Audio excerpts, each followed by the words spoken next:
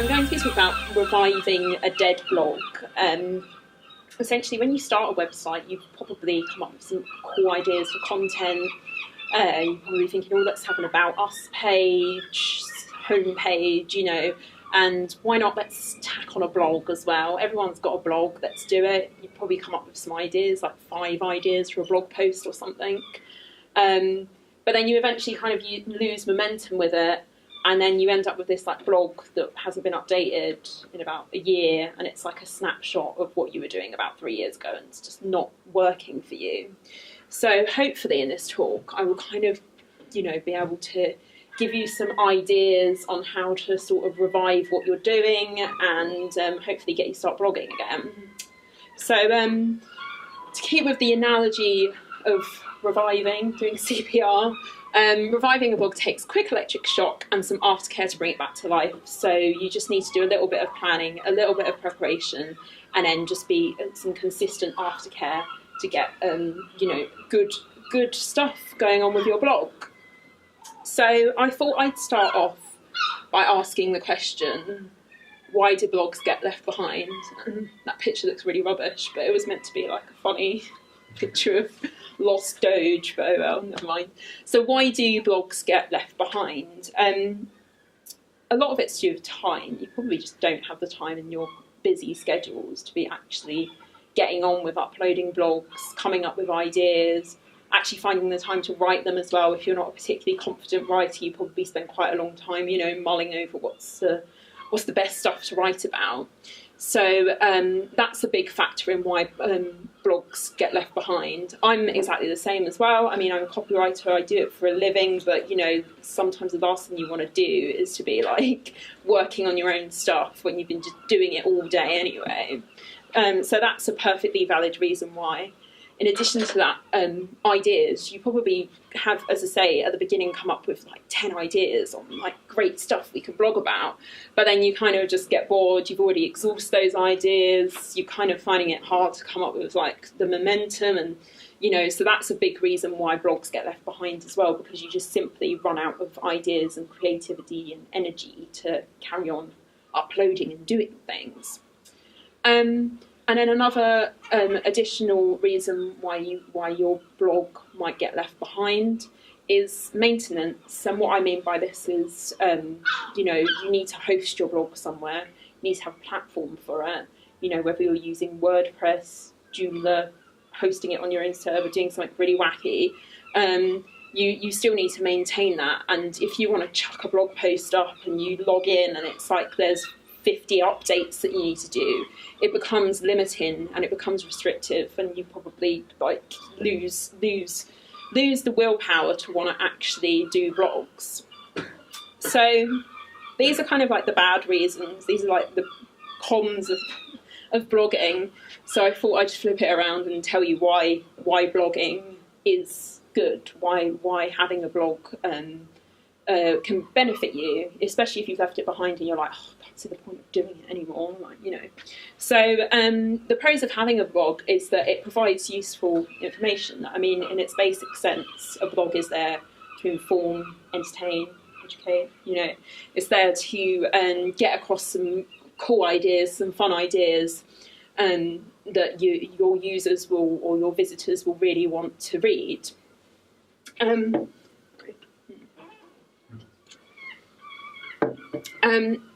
In that same vein, a blog can attract traffic. I don't want to mention the horrible buzzword SEO, because I don't think that blogs really help contribute to SEO anymore.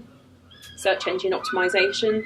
I don't think blogs are like, you know, this fail-proof idea that, you know, once you post a blog, you're going to get to like #1 for 10 reasons I love cats or whatever, you know. But if you write a really good blog post and put it in conjunction with like a social media plan, if you do a little bit of promotion about it, around it, it can attract traffic. You can attract visitors to your site, and you can attract like a community of commenters and things like that. So done well, blog posts can attract traffic. And they can also, blogs can also attract sales or conversions if you're not necessarily selling a product. You know, every website no matter what it is trying to sell something. You know, if you've got your own personal website, you're trying to sell your services or your beliefs or your ideas, or if you've got a product, obviously you're trying to sell that. I personally think that a blog is a really great way to, like, sorry, my phone just made a noise. I turn that down. I personally think that a blog is a great way to strengthen your sales, strengthen conversions, and really get across the overall messaging that you're trying to already display on your website.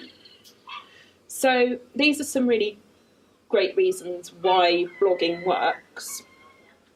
So now I personally think that if you've got a blog, you shouldn't just have it for the sake of having it.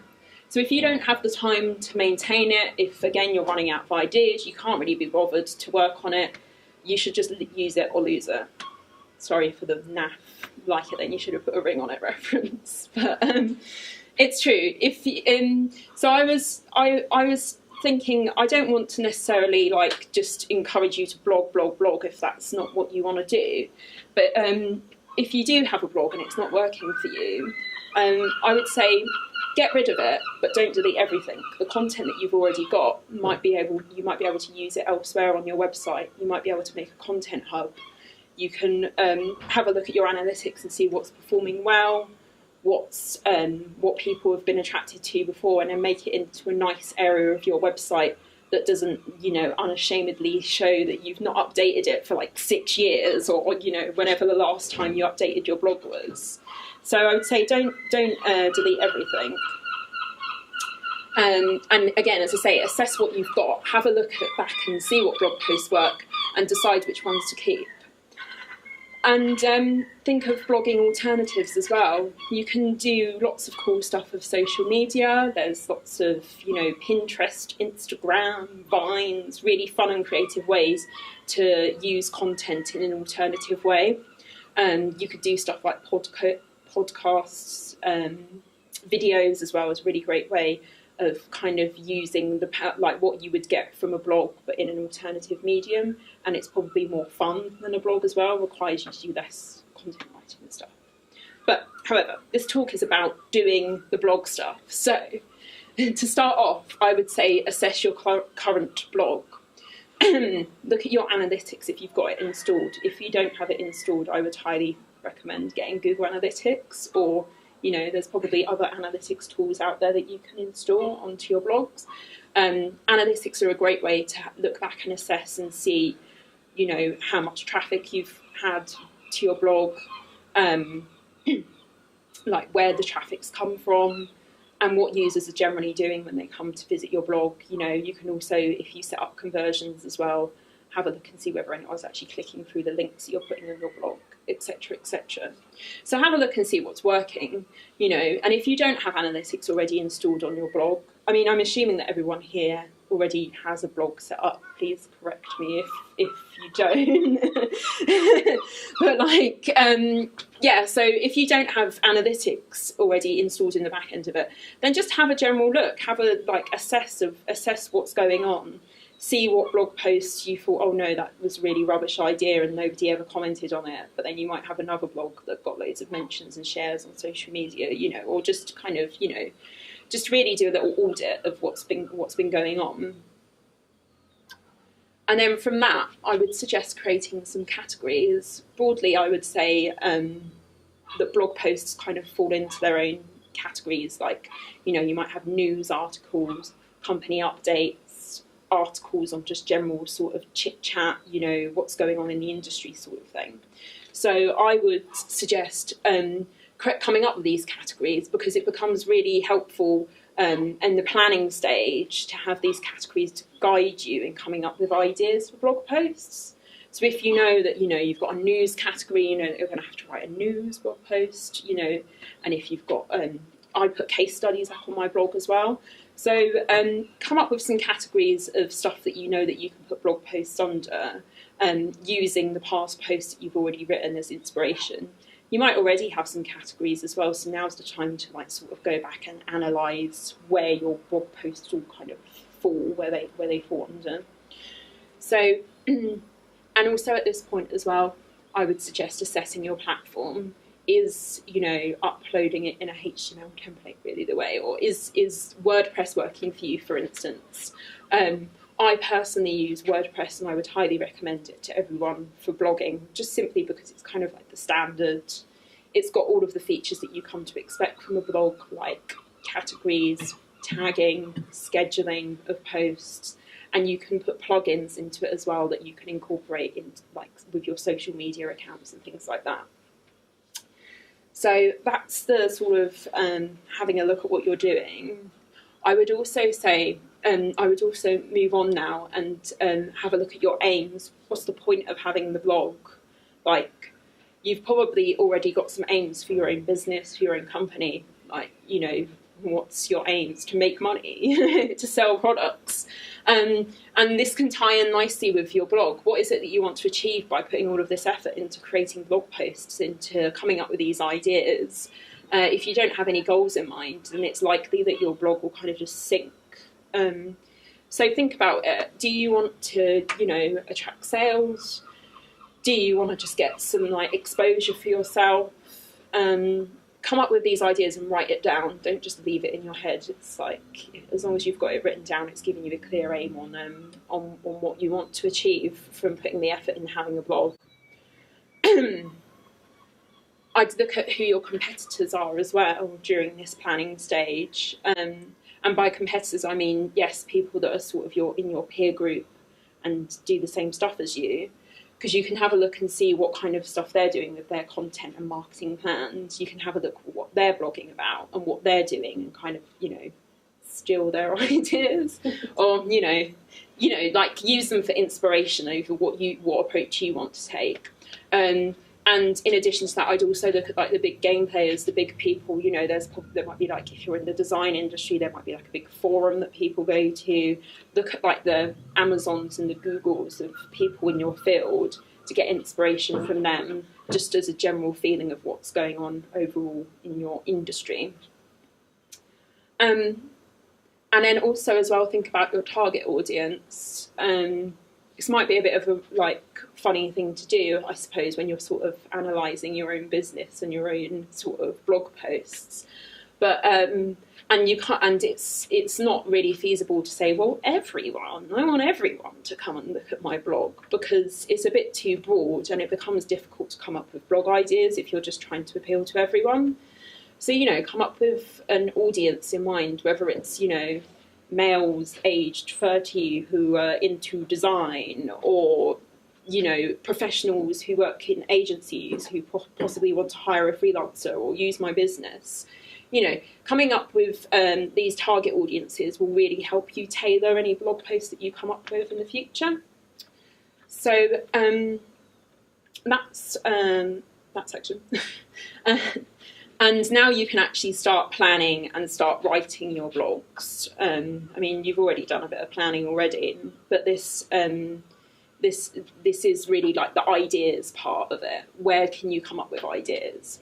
Again, use your past blogs as inspiration. I know I'm repeating this, but it's very important to have a look back at what you've done and see what worked. You might be able to come up with like a series of blogs, for instance, if there was like, you know, if you wrote something on the lines of like how, like, for instance, to me, if I wrote a blog post on, you know, how to come up with ideas for content, I might want to do a version 2 of that, version 3 of it, you know. Coming up with regular blog posts can be a really good way to come up with easy content ideas. Put together an editorial calendar as well. This might sound like some scary marketing term, but it's not. It's literally just a calendar.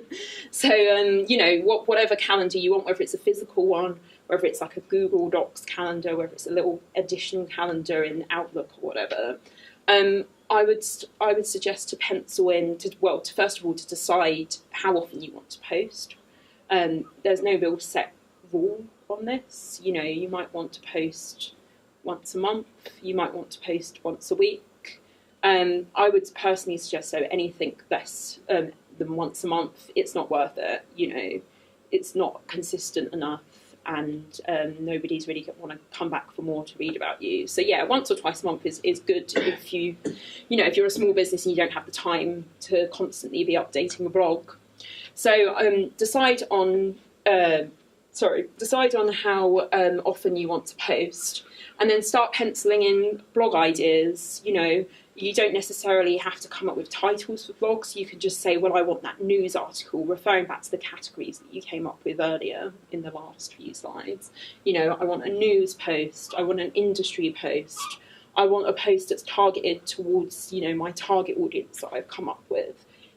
Pencil all of these in. And as I say, you don't necessarily need to come up with concrete ideas straight away, because you might find that the industry or current affairs might lead you and change the way that you want to post about something. For instance, most recent example for me was I was going to put a blog post up about an air show that a client went to, and then obviously because of the whole recent events with airplanes falling out of the sky and stuff, they suggested, let's maybe scrap that idea and do something else. So it's all about timing as well with editorial calendars. It's a good idea to be quite open and have several different ideas, backups. And again, if you can't think of any ideas, creating a mind map is a simple thing. But I do this with all of my clients when I first start a relationship with them.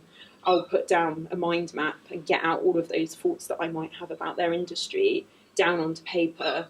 And you can find, and you might find that some really interesting ideas lead off of it. If I was doing it for my blog, I might have copywriting, creative writing, novels, and I could do something about novel writing or something, or social media, and do something about this social media thing. So it helps broaden your sort of ideas bank and helps you come up with some with some good ideas for blog posts. I personally think. And these are my tips for when you actually go to write the blog, when you actually construct it, when you actually put it together. I don't think there's any secrets to it, but lay it out properly would be the best sort of thing, And by that I mean break up long text with headers, use H2 tags, H3 tags, to sort of so that it's all sized nicely and looks good and easy to read on the eye. And the key thing as well with blog posts is that you don't need to write hundreds and hundreds and hundreds and hundreds of words. 300, 400, 500 words is good enough for a blog post. So don't be tempted and don't be daunted and put off by, oh no, I'm going to have to write an essay to put up online. Blogs aren't. I personally think that blogs shouldn't be essays. They should be fun, informative posts that get to the point. So if you only have 100 words to say, then that's great. If you need 500 words to say, then that's also fine. But lay off the essays. Images as well. I can't stress the importance of putting images on blogs. A blog, to me, should be something very visual to capture the eye, to capture the imagination. If you don't have any images or any visual media, videos, whatever, then it's boring. It's not very interesting to read. No one wants to read it. So I would suggest putting at least one image with every blog post that you write. If you don't have a bank of images, if you're not using your own images, a great place to find images is through Creative Commons, which is basically they're sort of license free. You just need to credit the author of the image that you use. Pretty much all of the images on Wikipedia have this license attached to them, so you can just browse around on there and look at their images.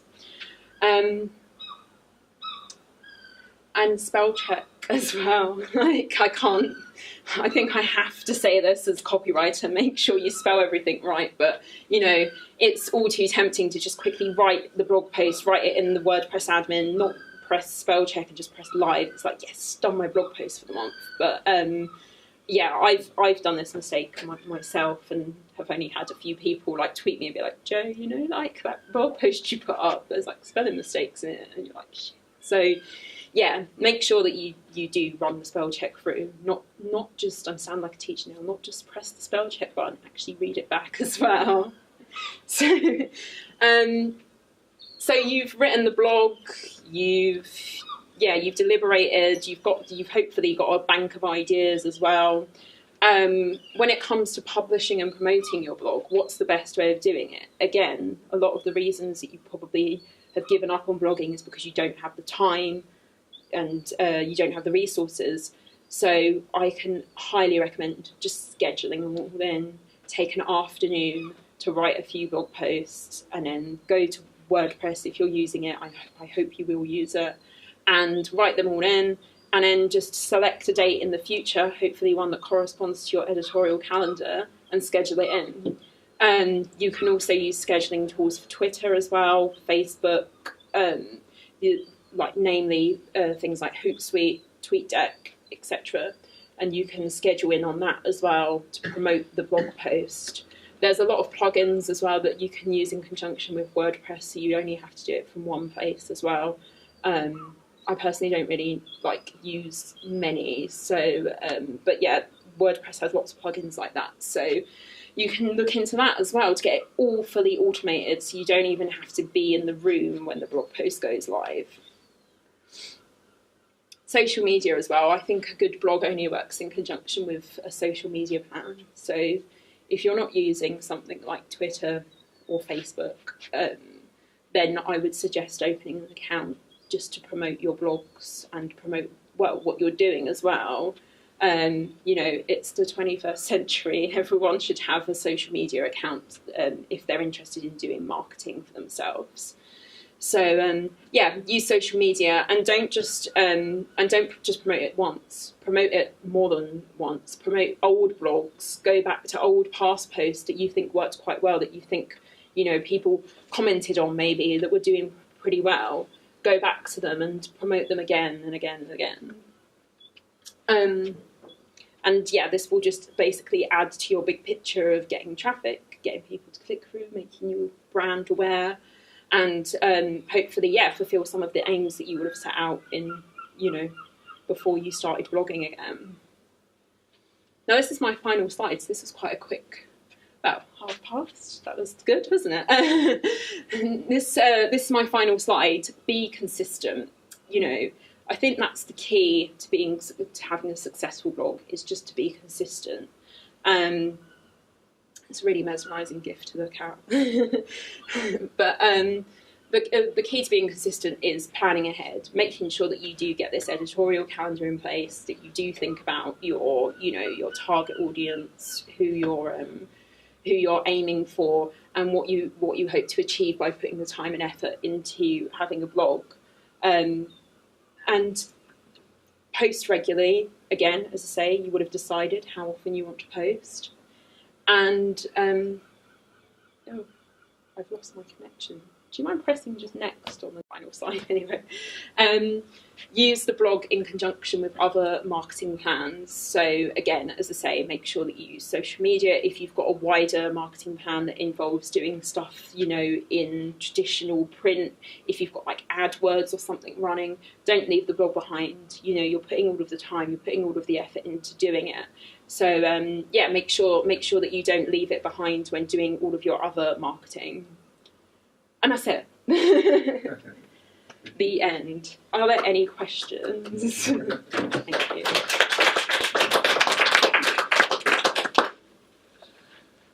Do you have a mind map you could show us? Not really. They all close. Not really. No. I was trying to write one here when I was doing. There's one. There's one here.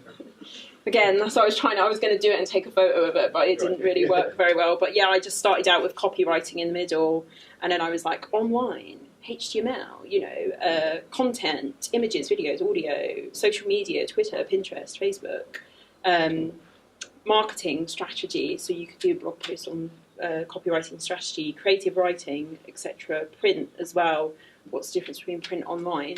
So that already has given me some ideas for a few blog posts of my own. But something as simple as that can really be a foundation for coming up with blog post ideas. It's always nice to refer back to as well. So this is something you can basically dump your brain into. Exactly. Once and then exactly. Yeah. And I think also as well, if it gets to the point where you've kind of lost the inspiration, or again you came up with 10 blog post ideas and you've gone through them, then again, it's always just great to go back and do another mind map, do another bit of competitor research, you know, just sit down and think, well, what am I actually doing? Why do I have a blog? So, yeah, I always love a bit of a mind map, me. Any other questions? Any? No? So if your audience is two distinct groups of people, Mm-hmm. say for instance if it was recruits and prospects, Mm-hmm. Then you presumably, from what you said, need your articles to appeal, all of your articles to appeal to both recruits and prospects. No, I would suggest doing a blog post aimed towards recruits and a blog post aimed towards prospect, and then use categories as well to sort of make sure that they get coordinated into their right areas. But you also find as well that there will be some overlap with your target audience anyway, even if you're doing like prospects or whatever, they probably might want to read something that you're aiming towards recruits anyway, because it just gives an overall flavour of what you're doing as a business. Yeah. And how much do you need to worry about the writing style? I mean, it can take me. I was it going. might take me hours to write a post. Yeah, it takes I mean, you a very short amount of time. I was going to mention style guide, but I thought it might just complicate matters a little bit, because if you're doing it all on your own back, it can be easy to get bogged down with the whole particulars of, oh, well, you know, the last post I wrote was 297 words. I need to make sure that I get that again.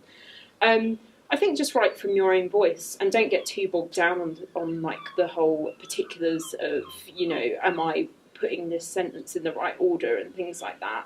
If you're a competent enough writer, that shouldn't matter.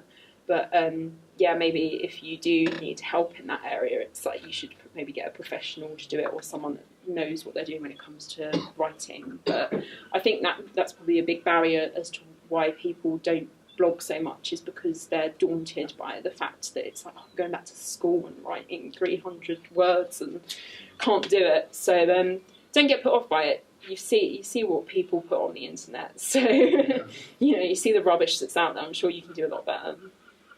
That's quite a big point, isn't it? It's like competency is confidence, isn't it? Yeah. I think most people are good writers, and I think that most people underestimate what they can do.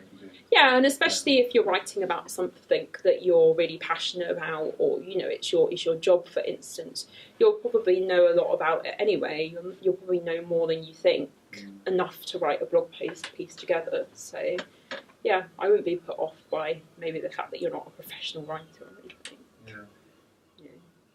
You say to write from your voice. Mm-hmm. What's your recommendation about having teams writing blogs so different people contribute each week? Yeah, I think that's really good idea.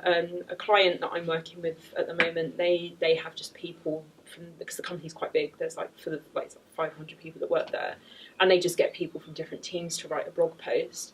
But with that, I think it's very important to make sure that you set up like, you know, an author page, or that you attribute the author to them, because otherwise it gets confusing if you're reading one blog post and another one and it's not, you know, it's not doing very good. But then also as well, I think it's also so good to have like an overarching editor, just to make sure that everything sort of, you know, there is some style going on, there is some consistency. In that situation, would there be sort of guidelines given out by companies to, you know, the structure of content? Yeah, I mean, I usually use the Guardian style guide as a sort of reference point on how to, you know, when it's things like, should I use a capital letter here? Should I, when it comes down to the technical thing, you can Google it, it will just come up, Guardian style guide. It's the first thing that comes up. And it's a great resource because you can like look up things like exclamation marks and when should I use them, and I think their advice is do not use with an exclamation mark at the end of it. But you know, things, so you can look up like, when should I use commas, how should I do names, how do you spell parliament, things like that. So that's quite good for the technical thing. But you know, the overall like tone and how, whether it should sound friendly or chatty, or I think that personality shine through, do you think? I think it comes down to the overall personal preference of the company itself, your company as a whole. Like, how do you just market yourself generally?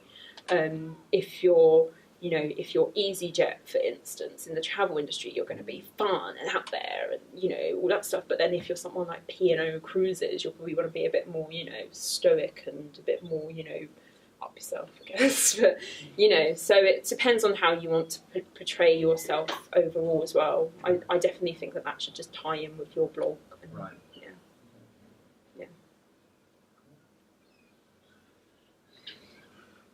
No other questions?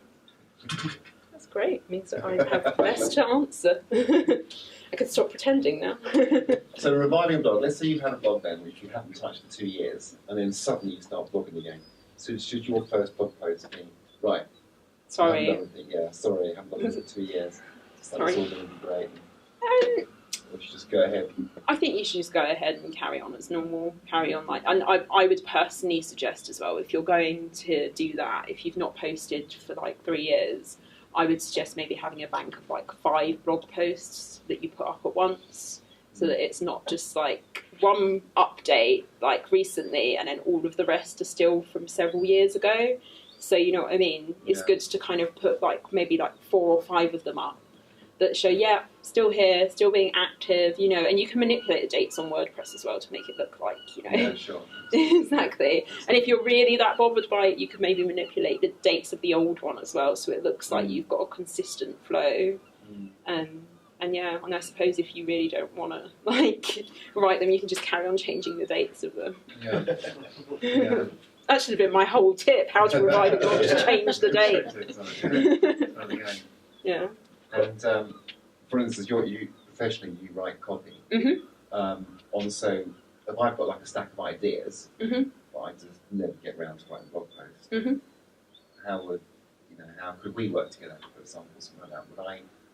Well, a lot of clients that I work with, they do generally just have like, I had these 5 ideas for a blog post and I never wrote it, and they just give them to me and I'll just be like, okay, I can go away and write that. Or I'll be like, well, I need a bit more information, I need some bullet points, I need like an actual, I mean, it's good to have a full brief on this kind of thing to be like, well, you know, what is it that you do? Well, it varies. It varies.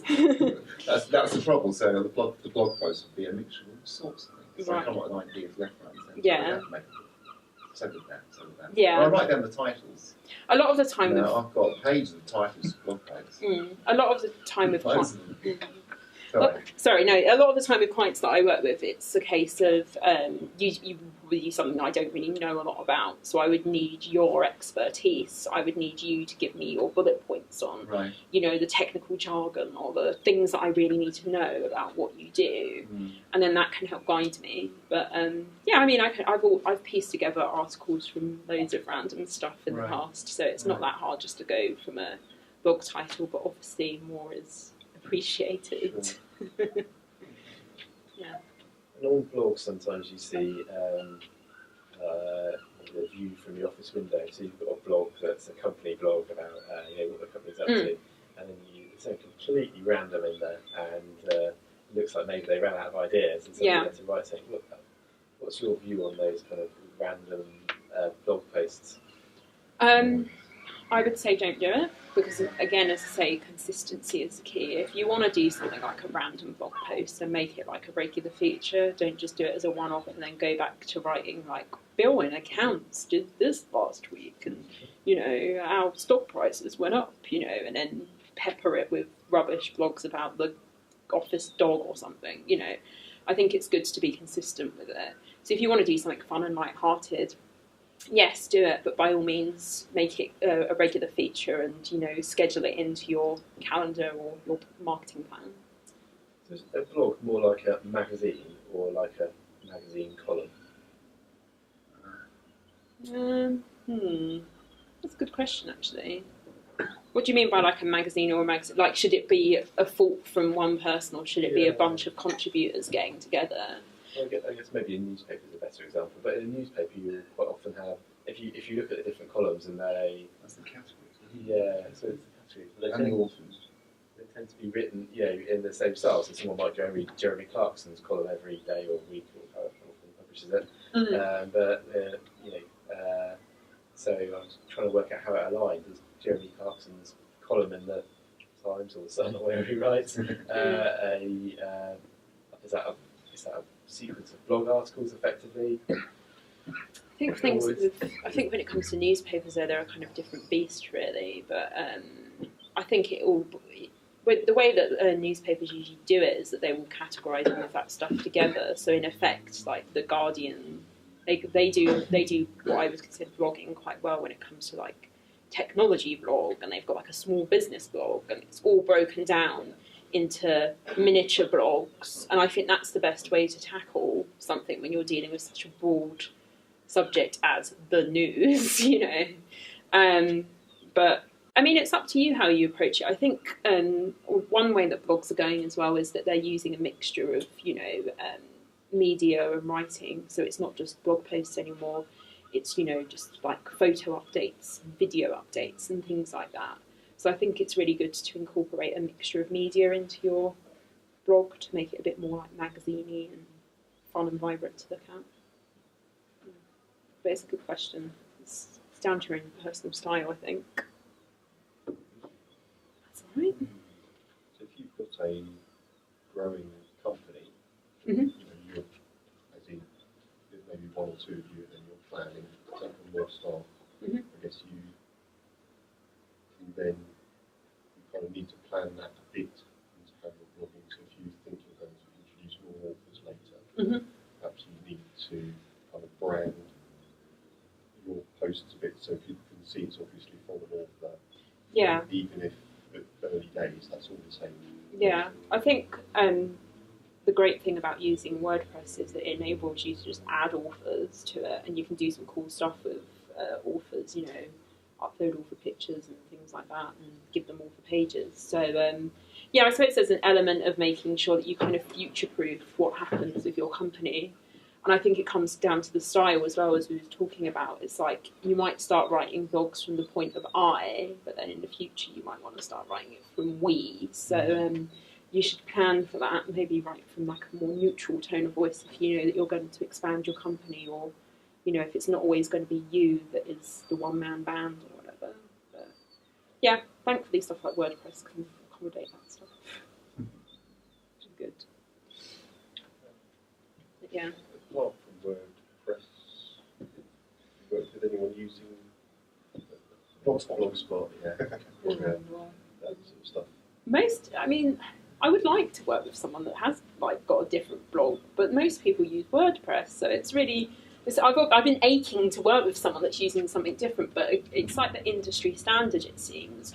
And I think it's just because of the fact that it's solely built for blogs and it does the job. But I know that people use stuff like Joomla, you know, Tumblr as well. You can kind of convert that into like a blog, mask it and put it on your site. You know, there are alternatives out there, but a lot of them are like kind of like standalone stuff like Tumblr or Medium and things like that. They're all kind of like blogging within that website rather than something that you want to tack onto your own website. So I think that's why WordPress just works so well, just because it's easy to integrate. But yeah, I would quite like to work with someone that's got a different blogging platform, just so I can kind of experience it. Maybe I should put my blog in something like Joomla or Drupal or something. You know, see what happens. No, not going to happen. But yeah. Yeah. Does everyone here actually have a blog or not? Or yes or no? Has what I've been saying just been complete rubbish for the last half an hour? Do you actually have a blog? I've got a blog that's barely alive. Mm-hmm. I realised recently I've probably last put something up about November, which Yeah. is what, almost 8 months ago. Mm-hmm. So yeah, I think mine probably does come under dead at the moment. Yeah, I set up a lot of blogs for people. Right, And okay. I see that whole thing where people do 5 or 6 blog posts and everyone's really into it and it just nothing happens. Yeah. And I have seen the blog post about the office dog. I have seen that. And I don't know, it's embarrassing really. Mm. You know. And I think, well, I can't talk because I've done 1 blog post in my life. Yeah. Okay. But I have got a million ideas. Yeah. You know? So something's not right. Yeah. So I came along for inspiration. Yeah. You know, I can then. So from my personal point of view, I need to do something. And I need to get into that routine so I can tell clients what to do. I think it's getting into the routine of it. as you say, getting into the routine. You know that you've got to write a blog post. You know that you've got to do it. It's there at the back of your mind. It comes up as an alert on your screen or whatever. Yeah. And I think that's the way to do it. So for me, what leapt out there was consistency. Yeah. As I have. That is one key thing that I would, good. I've got a 3-year-old blog. Nice, Yeah. nice. This is just too stagnant now to even go and look at. I can't even bear to go and look at what's on there. That's news. What's it that you do? Develop bespoke software. Right, okay. So that's what I mean. I just, no offence, but it's a bit of a try subject. So that might be why you've kind of got left behind. But I think it's just all about the approach, isn't it? You know, you can do blog posts more generally about software, or really get into like explaining what it is that you actually do. You know, the blog's a great place to kind of showcase your work a little bit as well. So just thinking outside the box a little bit more with it as well, I'd say. Do you think informative blogs work? We're electrical contractors. Right, okay. Like, the industry's always changing. Yeah. And we figured we'd do sort of an informative blog to the industry. Right, okay. What do you mean, like sort of like news? Yeah, and how the industry's progressing, how it's changing. Yeah, I think that's great. Again, I think that's a good way of coming up with some easy content, because it means you don't really have to sit and think too much about it. Yeah. But I think the key with that is to be consistent with it, because if you leave it and it's like 6 months old, it's like, well, this happened like 6 months ago. This is like, oh, how dry is this going to be? So I think it's to be consistent with it. But I think that's a great approach. Lots of blogs do that quite well. And then you can kind of build up a little bit of a community around that once you start becoming sort of like a thought leader in your industry. Yeah. What about sort of guest authorship, things like that? What about reviving a blog? Are you looking at Yeah, I mean, that's quite a good way of doing stuff. I mean, guest authorship is kind of like a big thing. The thing that's quite big when people are trying to spam it for SEO and links and things like that. But no, it's a good way, because also as well, not only are you tapping into like their knowledge and their expertise, you're tapping into the people that follow them, their community, their Twitter followers, their website and things like that. So it's quite a good thing to do if you've got the relationship with them. But again, I would suggest doing that as a regular thing, Right. rather than sort of like, I did it once and haven't done it again. You know, have a little set of authors lined up. Another good way is if you want to collaborate with people, you know, for instance, guest bloggers, is to maybe interview people within your company, or, you know, even people that work around you or something like that. And you'll find that when it's like, especially in companies, when you say to people, oh, I want to ask you a few questions about working here, they're like, Yeah. me?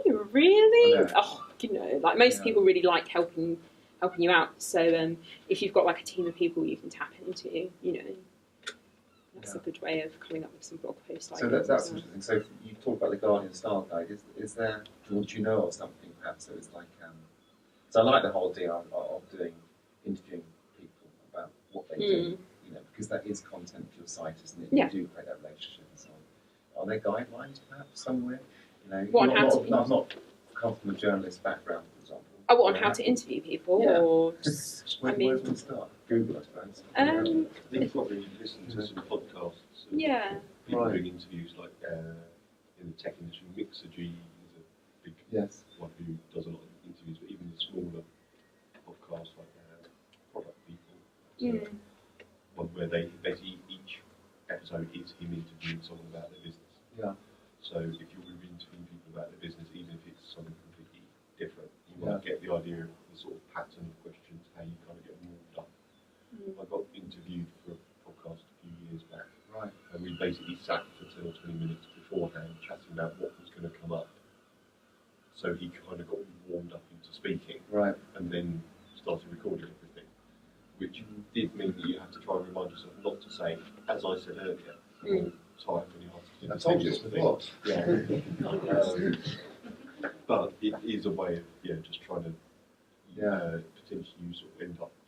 I suppose you could just record everything and then just dump the early part as everyone's getting used to the microphones and actually. I think if you're going to go, if you're planning on doing sort of a long interview, it's probably just best recording it and making like a podcast and putting that up on the blog post, Right. putting that up on the blog. because you can upload it to like SoundCloud and Yeah, sure. places like that, and that helps get more people looking, listening, and things like that. But I did journalism a few years back, and techniques for interviewing, it's quite hard. But make sure you don't ask just a yes or no question. Make sure you ask questions that people can actually respond to. Do research. Yeah. On the person that you're right. So you know everything about. Yeah.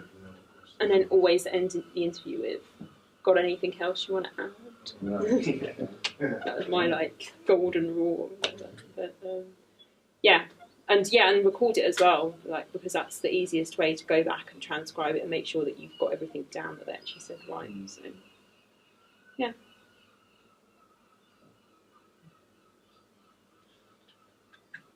Nothing else. Cool.